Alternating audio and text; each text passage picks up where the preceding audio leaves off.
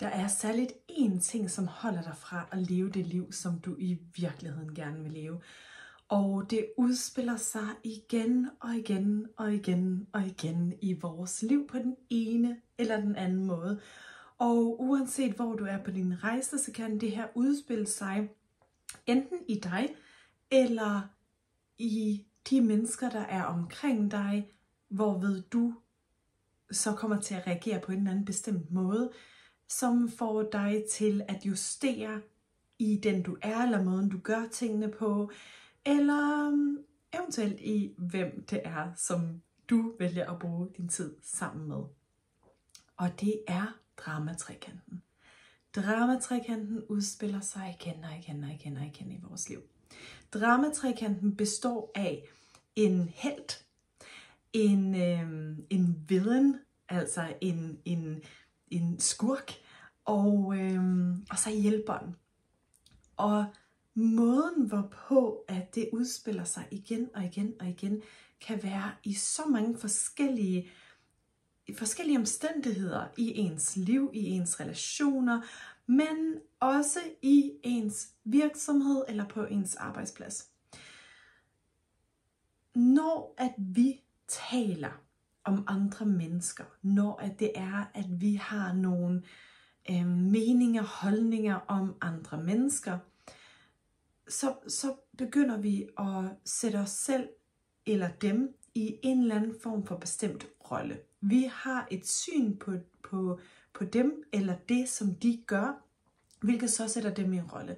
Det kan være, at vi ser noget udefra, som vi tænker er udefra, men hvor vi i virkeligheden sætter den her person i en skurkerolle. Eller det kan også være noget, hvor vi ser noget udefra, hvor vi sætter den her person i en helterolle.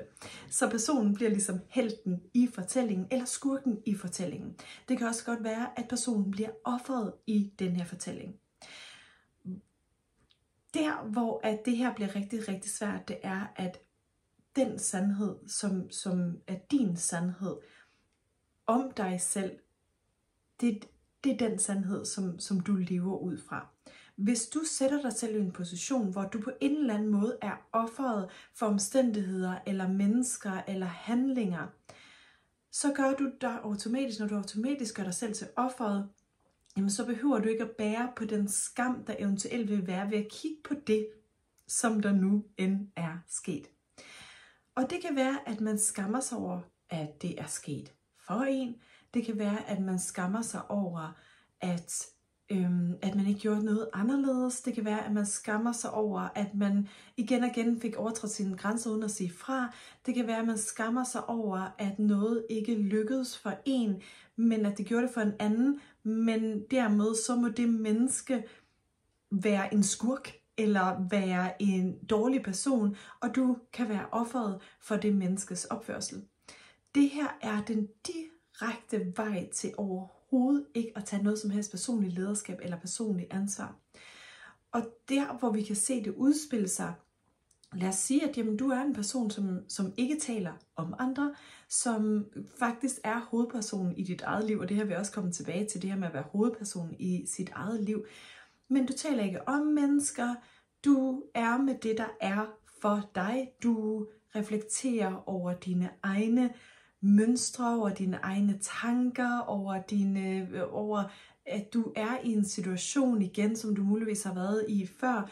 Hvorfor er det, at jeg altid havner i den her situation? Reflekterer over det og begynder at gøre ting anderledes. Så kan der stadig være nogle relationer, hvor at dramatrikanten hele tiden udspiller sig. Vi kender det måske, når vi er oppe og diskuterer med vores partner. Du forstår mig aldrig. Du gør altid det der. Du sagde det her, og det gjorde, og vi gør personen til skurk og os til offeret. Og så kan det være, at vi taler med en anden person om det, der så udfoldede sig. Og så får vi en hjælper med, og så kan vi sammen gøre den tredje person til endnu mere skurk, hvilket validerer vores egen rolle som offeret. Det behøver ikke at være store, opblæste, jeg var et offer i en kæmpe stor skandale, eller nogen har gjort mig til skurken. Det kan endda sågar være, at nogen har gjort dig til skurken i deres fortælling, i deres historie. Men din sandhed vil altid være din sandhed, medmindre at du bliver offeret for fortællingen. Det vil sige, at de har gjort dig til skurken. Det vil sige, at du er offeret for at være gjort til skurken i nogens historie. Vi kan kludre det så meget ind i alle mulige fortællinger, at vi slet ikke opdager, at det er det her, der sker. Det kan også være, at du altid hjælper. Du er altid den, som folk kommer til. Du er altid den, som prøver at redde folk eller redde verden, hvilket gør dig til overpleaseren i det. Men det er ligesom det, du føler, at jamen, det er jeg for, at jeg hjælper andre. Jeg giver af mig selv. Jeg er der for folk. Det kan være, at du kender en, som ofte er offeret for forskellige situationer, hvormed du går ind og er hjælperen. Jamen, personen har brug for mig. Jeg har brug for at være den støtte. Og derved så hjælper vi til med at fastholde de her roller. Vi hjælper personen med at fastholde personen i en rolle af at være offeret. Som hjælperen. Og det kan være, at man tænker, jamen, det er et godt menneske, som har været udsat for noget, eller som står i en situation, eller og jeg vil bare gerne hjælpe. Jeg vil bare gerne hjælpe den her person. Og det ligger til os som menneske i vores natur at hjælpe og være der for hinanden. Men er du den, som altid er der, som altid hjælper, som altid løfter, som altid holder, som altid er den, der melder sig på banen? Er personen altid en, der er offeret for forskellige omstændigheder, situationer, handlinger, noget, der sker i deres liv? Eller bliver personen altid gjort til skurken i nogens fortælling? Og dermed gjort sig selv til offeret for altid at være den, så er vi vibrerer stadigvæk inden for dramatrikanten. Så hvis ikke man har lyst til at være offeret, og hvis ikke man har lyst til at være skurken, så kan det også godt være, at man går over i at være hjælperen, fordi hvis jeg så hjælper, hvis jeg så gør noget andet, jamen så kan jeg ikke være skurken i nogens fortælling. Eller hvis jeg er skurken i nogens fortælling, så går jeg ind og er offeret i stedet for, fordi at så kan jeg jo ikke være skurken. Jeg kan ikke være skurken, hvis jeg er offeret. Hvis det er mig, der er offeret for det her, så kan jeg ikke være skurken. Eller hvis jeg hjælper og gør, så kan jeg heller ikke være skurken. Vi lader det udspille sig, når vi taler om andre mennesker, når vi skaber drama, eller hvor vi sidder. Hvis du nogensinde på noget tidspunkt har siddet sammen med kollegaer, venner, familie, dit netværk, og talt med de mennesker om et andet menneske. Hun er også bare sådan der, han er også bare sådan der. Har du hørt, at vidste du, at jeg har hørt, at hende der, hun er sådan her. Jeg har hørt, at ham der, han har gjort det her. Jeg har hørt i tredjehånds fortælling, så ved jeg, at det her. Når vi taler om andre personer, så gør vi dem hovedpersonen i vores liv, og vi gør dem til en skurk. Det vil sige, at vi går ind og opererer inden for dramatrikanten igen. Blot ved at tale om andre mennesker, have holdninger til andre mennesker, meninger til andre mennesker. Den eneste i dit liv, som det er meningen, at du skal have meninger, holdninger og ændre noget ved, kan man så sige. Det er dig selv. Du er hovedpersonen i dit eget liv. Når du taler om andre mennesker, gør du dem til hovedpersonen i dit liv. Når du taler om andre mennesker og meninger og holdninger til noget, deres liv, som du ikke kan vide, om er sandheden eller ikke, eftersom du ikke er personen.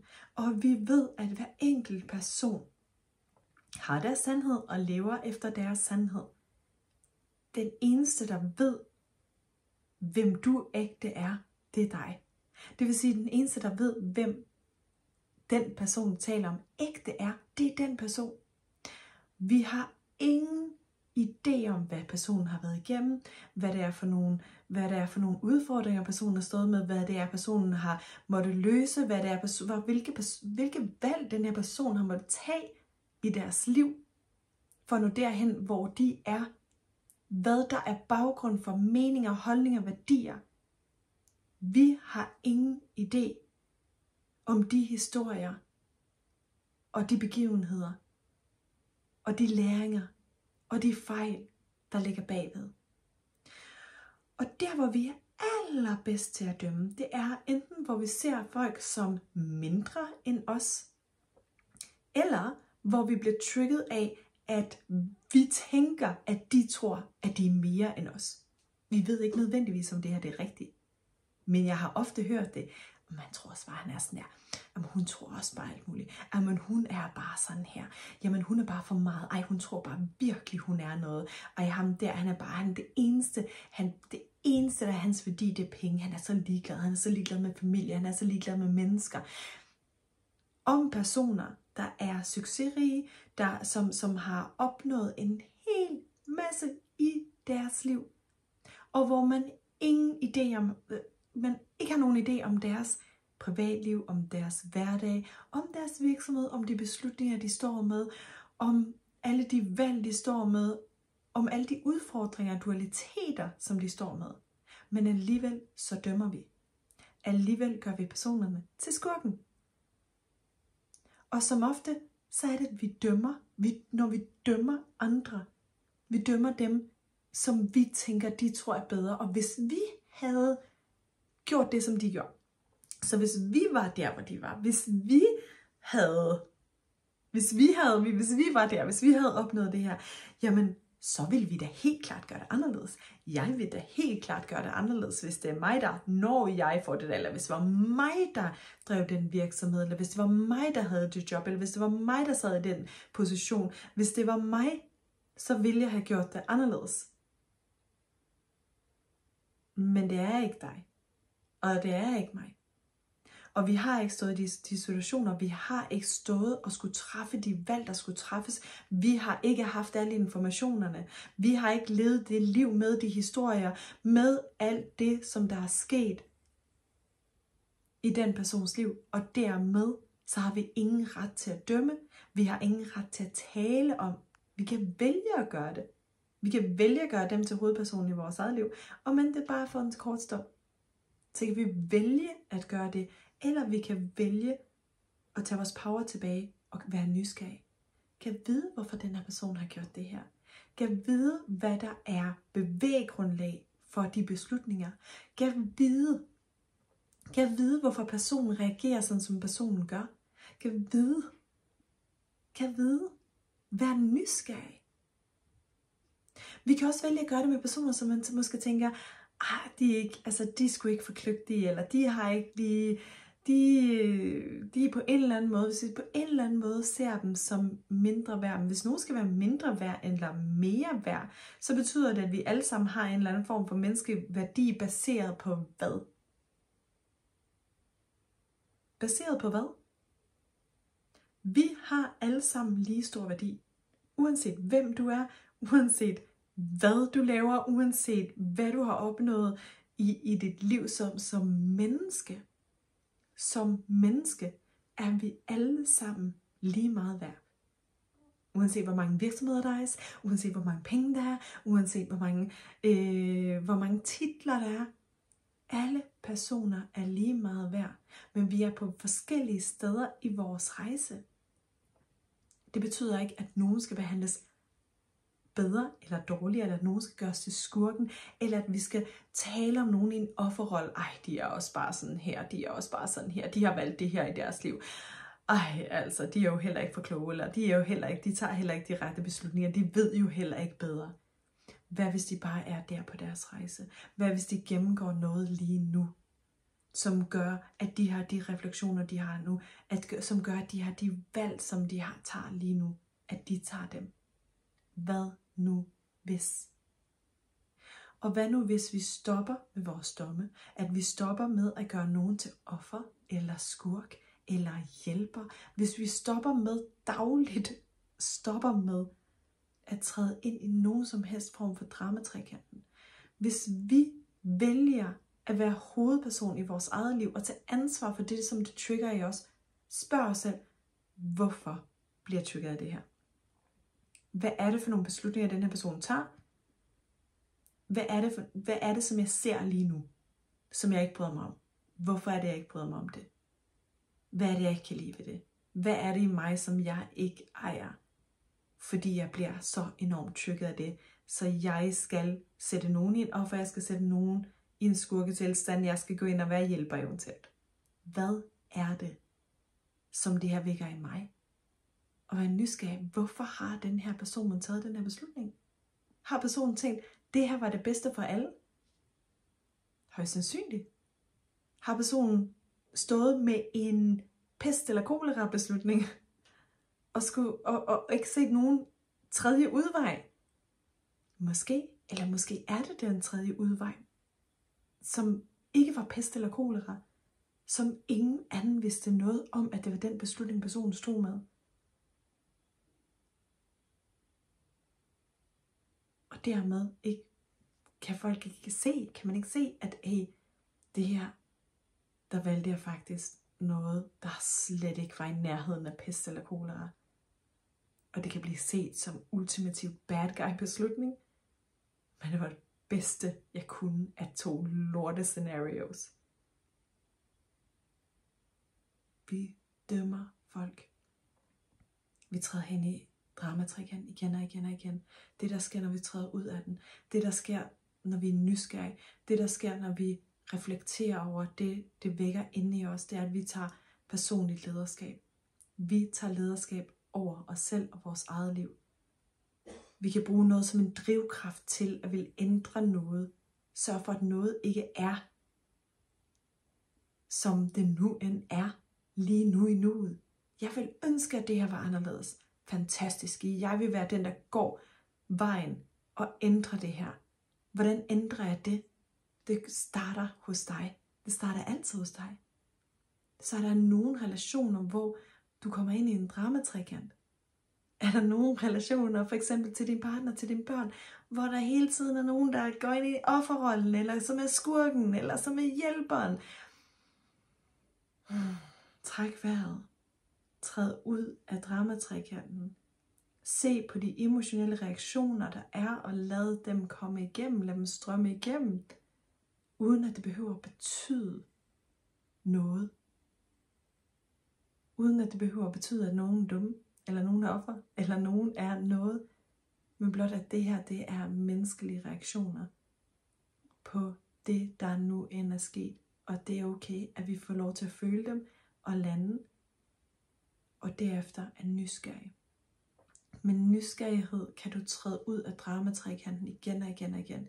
Med bevidsthed omkring dine egne reaktioner, dine egne følelser, kan du tage ansvar. Du kan føle følelserne, uden at reagere på dem. Men tillad dig selv at være med dem, tillad dig selv at føle dem, som de ægte rå følelse, uden at gøre det mudret med alt muligt andet, med alle mulige andre fortællinger, med alle mulige andre beskrivelser, skam, identiteter. Der er så ofte, hvor vi giver til, fordi at det her er sket, så må det betyde, at jeg er bam, badam, bam, bam, badam.